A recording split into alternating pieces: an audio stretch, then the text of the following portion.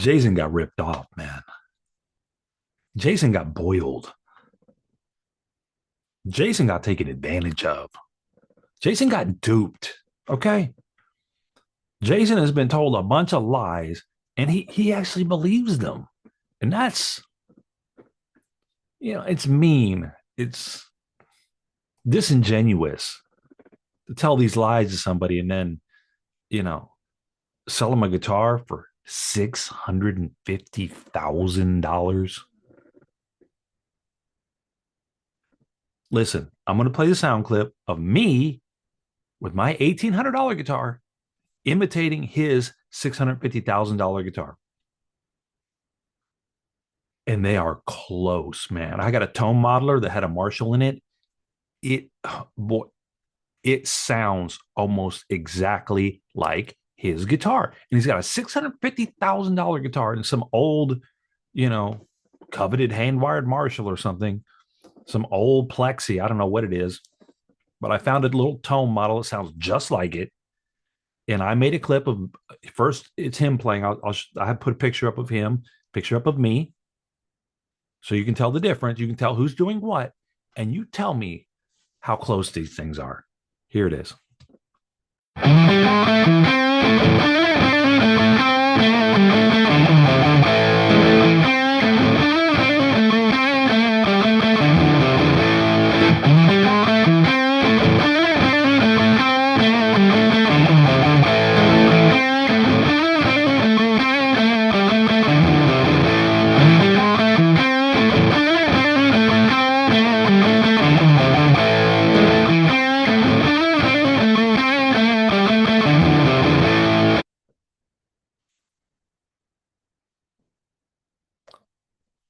Come on. Come on, man. They took advantage of this guy. They took advantage of this guy. Yeah, we got a guitar here for 650. Who we gonna sell it to? You know that guy, Jason Isbell? Yeah, I know Jason. He believes that Eddie Van Halen was one of the first guys to ever put wax on a pickup, the wax pot of pickup. He believes that. He does? Yeah, he does. Well, hell, maybe we can sell him a guitar for $650,000 then. No, he really does. Jason really does believe that Eddie Van Halen was one of the first uh, people to ever wax pot a pickup. He actually believes it. And he repeats it in this video.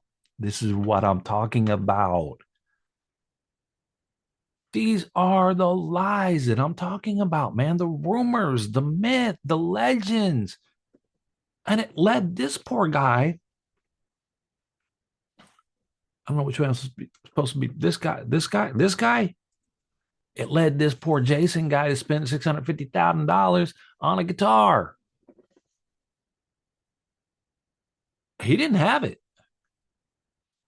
It's one thing if you're a billionaire and you drop 650 on a guitar, it's like nothing. If Elon Musk bought a guitar, it'd be like, how much is it? 650,000? Get it. No problem. And hey, there's other people in this country that can do that too. I'm not one of them, of course, but Jason didn't have the money. Jason ain't rich. He had to work a year and a half of his life playing extra gigs to get the money to pay for it. And look, I'm not saying anything bad about Jason. It seems like a nice guy. Okay, so don't misconstrue me as I'm not bashing this Jason kid. He's a victim. Jason's the victim. Listen to what he says in this video. It's really uncanny. I have some time codes written down here. Let me see.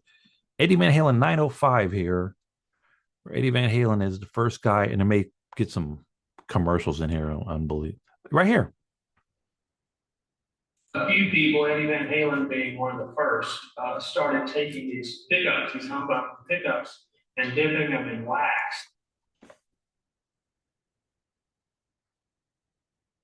Eddie Van Halen was one of the first guys to dip a pickup in wax, being one of the first guys. Uh, Jason, see, this is why they took advantage of this guy. He actually believes that. He believes that Eddie Van Halen was the first guy to dip that pickup in wax. Yeah, he believes it. He sure does. Well, doesn't he know you can do a simple Google search and find out he wasn't the first guy? Yes, you can, but I mean, we should bring him over here and see if we can sell him this guitar. That's for sure. It would take less than a minute to do a Google search. Hey Siri, was Eddie Van Halen the first guy to wax pot pickups? No, Eddie Van Halen was not the first guy to wax pot pickups. They've been doing it since the 50s, before Eddie was even born. I mean, unbelievable. But he believes that.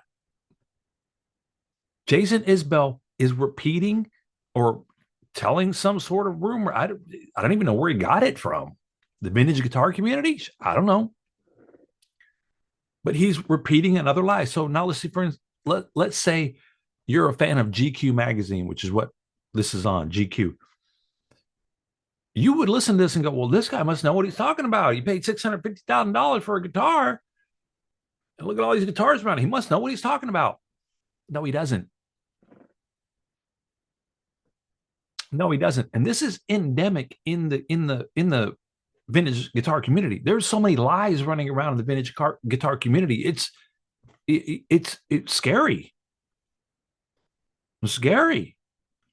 Don't you, boy, you dip your foot in the vintage guitar pool, you better get ready to get eaten off by a shark. Okay. These guys are just, they're all over the place. Okay. So now he thinks unpotted pickups sound better, which I have multiple guitars with unpotted pickups in it. I'm fine with it. I love them. I think they sound great. But there ain't that much difference. And by the way, Jason, uh Seymour Duncan makes a Seth Lover pickup. It's unpotted, dude. It's 129 bucks for one of them. That means the set's 260 plus tax and shipping. You don't have to spend 650K to get an unpotted pickup, dude. You know. But these unpotted pickups, Jason, they sound so good. You just wouldn't believe it. That unpotted pickup is, it's, you can't recreate that stuff. Well, actually, yeah, you can. And by the way, Gibson has a pickup shop where you can buy unpotted pickups. I mean, Lawler makes unpotted. I mean, Jason, you don't have to spend 650K for unpotted pickups, dude. So he talks about the unpotted pickups. Then he goes into the pickup. This is one of the craziest ones he has here. This is one of the craziest ideas he has here, that the pickup being overwound is better.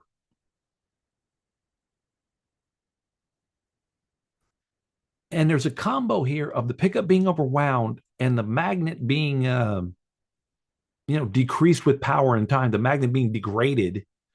That the overwound pickup and the degraded magnet gives it a certain sound that cannot be replicated and is the best sound in the world. Going on because in Kalamazoo, Michigan, when they were making these, very often they would just wind the pickup until it was full, right? Yeah, they did have a pickup counter on the machine.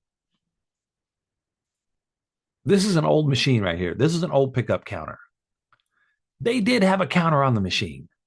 To say that they just wound it till it was full. Hey, here's what we tell them. We just tell them that they wind the pickup till it's full, and then they throw it in a bucket.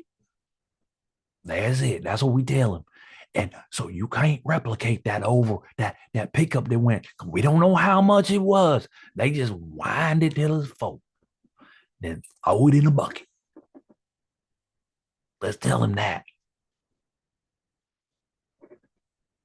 They had pickup counters on the machines. Cesar Diaz would say that the pickups were underwound at Fender because the counter wasn't working right. So at least he had some sort of the counter wasn't working, but this lie they told Jason, or I don't know where he gets this stuff from the vintage guitar community. They just whine until they fold, Jason, and that could be anything. There's a counter, modern day counter. It's just digital. That's the only difference in an ancient vintage pickup machine. Modern, it's still got a counter on it, man. And they're trying to wind them to a certain number. That's how they make a pickup. But listen, just listen. And then count exactly how many lines of wire would go around the magnet to make the pickup function. They would just keep lining and eyeball it and throw it in the barrel. I don't know if that's true. They had a counter on the pickup winder. And the neck pickup on this one has about 600 more lines than it should have, but the magnet has decreased in power over the last 60 years. So something very accidental about the combination of it being overwound and under magnetized has made it perfect. I love this. See, this is the vintage guitar, the 59 Les Paul Legend lie. This is a straight up. Well, hold on a second. If he said, I perceive it as perfect, it's perfect for me. Okay, that's one thing. But to say, okay, here's what we'll tell him. We'll tell him that they overwound the pickup about 600 times. And then that magnet under there, that magnet in the pickup, it's lost a lot of its power over the years. And when you combine those two together, you get the perfect sound. And that sound is only $650,000. So imagine this. In the vintage community, you have to have a pickup that was not correctly wound. It wasn't wound to spec. Okay. So you have a pickup that was not wound to spec. And then you've got a magnet in it that has now lost its power. And that's perfect. So you have a miswound pickup, a pickup that's not built to spec. It's a wrong pickup. And you have a magnet that is not working correctly. And that's what you want.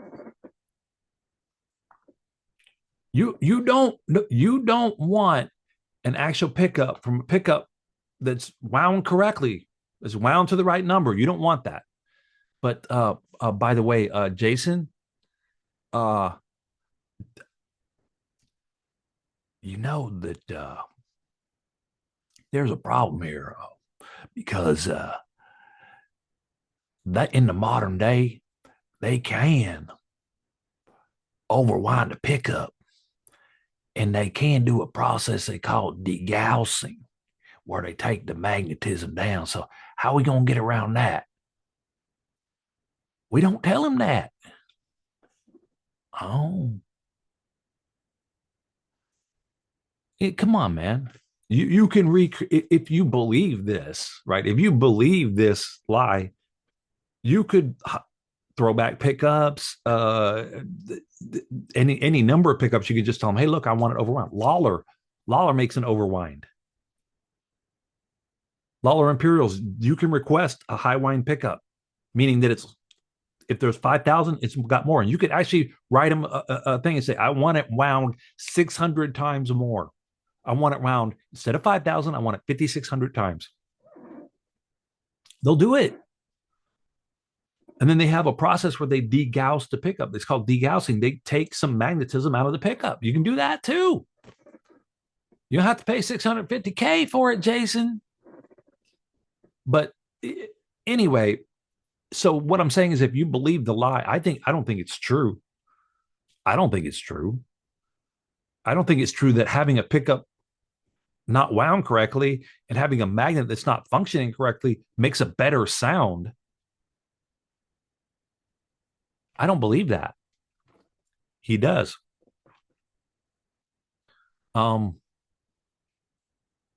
The, this is one of my favorites.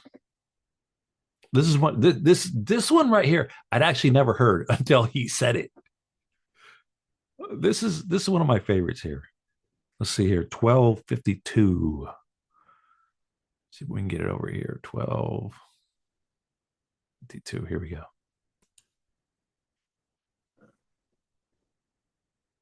What he's doing here is he's showing you a replica of his guitar that Gibson made. Gibson made these exact copies. This is an exact copy of his Red Eye. Let's see here if I got it up here. Yeah, right here. Which you can't blame Gibson, right? This is why Gibson doesn't want to step up and make an official statement of any type and say, hey, look, guys, we've heard a lot about this vintage stuff. We've heard a lot that 59s and 60s and 57s, 58, 59, 60s, the greatest guitar we ever made.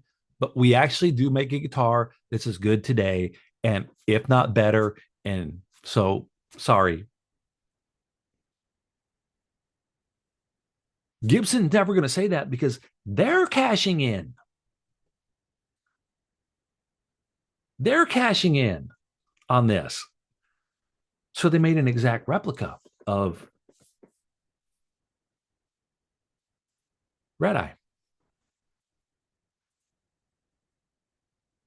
$21,999 for this guitar. It's cool.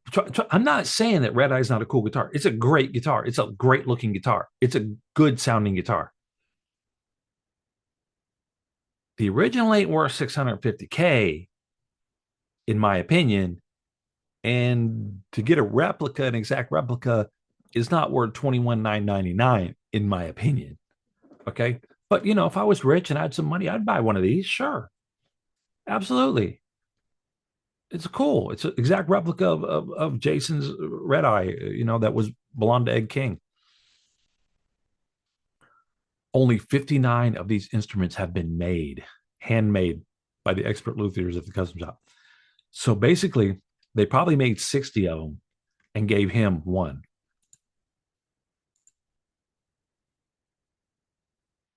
This is the replica.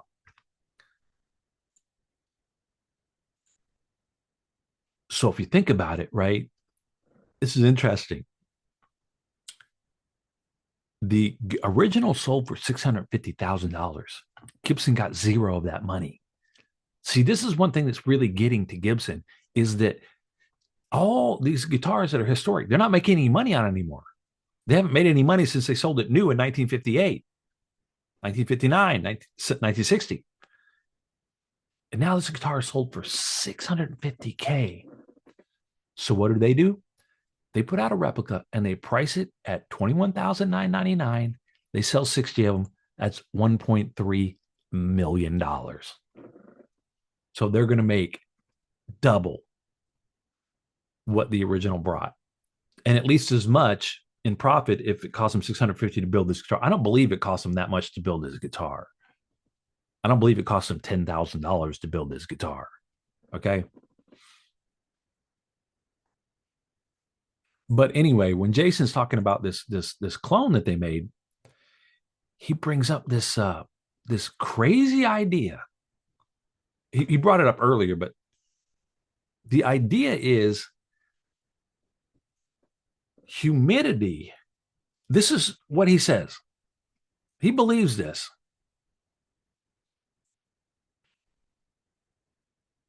there's humidity that's gotten into the tone pot over the years, and that humidity has caused the tone pot to degrade and malfunction to the point where the guitar can achieve more of a treble sound.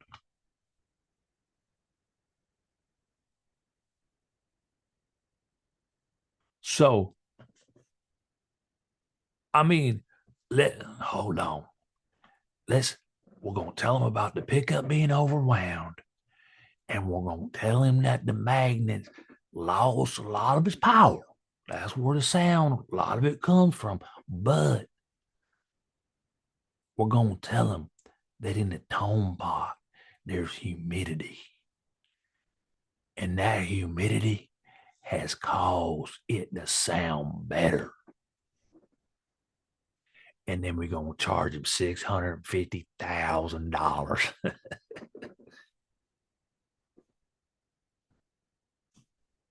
Kid got taken, man. Kid got taken. If he believes that, and he does, he repeats it here.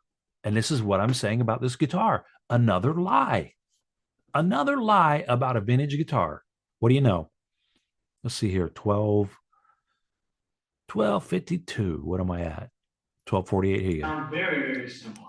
But still, this one's got the condensation in the tone pot that you can't really replicate artificially. So he admits they're both very similar. No, Jason, they're not both very similar. That's a clone. That's an exact copy. But the $650,000 one, it's got some condensation in the tone pot, and you can't recreate that.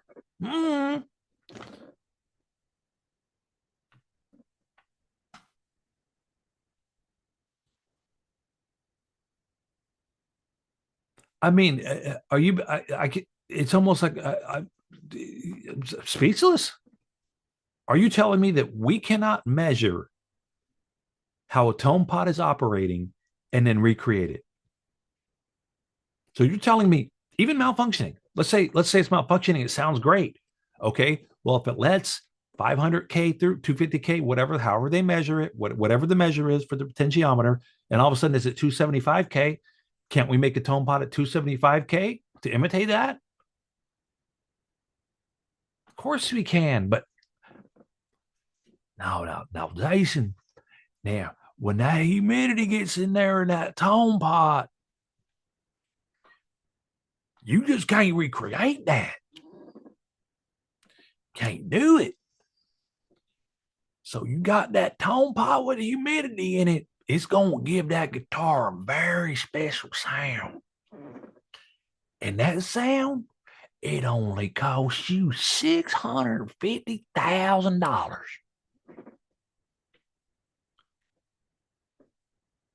He in this thing, I don't think I have this one measured, but he says, yeah, they went through and they used a computer to scan the guitar. It's a clone. Here. So here we have the original, and then here we have the clone. The original's in my left hand, the clone's in my right hand. And as you can, they cloned it because they scanned it on a computer and they made it exactly the same. So now all these 59 guys, you can't recreate this guitar. You can't make another guitar like a 59. You can't do it with modern day technology. You just can't do it. They got the most advanced computer on the planet, one of them, with the advanced computer program, with the computer operator scanning and cloning a guitar, right? But they can't. No, you can't. You can't. Yeah, no, you can't replicate it because you can't put humidity in your tone pot when you do that. There's humidity in the tone pot, and that makes all the difference. No. Some guy overwound to pick up and threw it in a bucket, and that's magic. That's where you get your sound from. It's not from a computer clone. I mean, the lies, the magic of the burst. See, when he goes and demonstrates a guitar, it's the magic of the burst, guys. It's the magic there. So, Jason got taken advantage of, man. I'm sorry. They took advantage of this guy. He's been told lies. He's been lied to. He went out and worked a year and a half of his life to get this guitar that they can clone, by the way, that he could have bought a clone of if somebody else had bought Red Eye for 650K and they came out with the clone. He could have went on the website and pushed buy it now for 21 grand and not had to work for a year and a half. He could have got an exact clone of the guitar for 20, which I think is overpriced, but it's cheaper than 650K that he paid for this one, that you can't tell the difference. He got, Jason is a good guy, and he got lied to, and he got taken advantage of, and sad.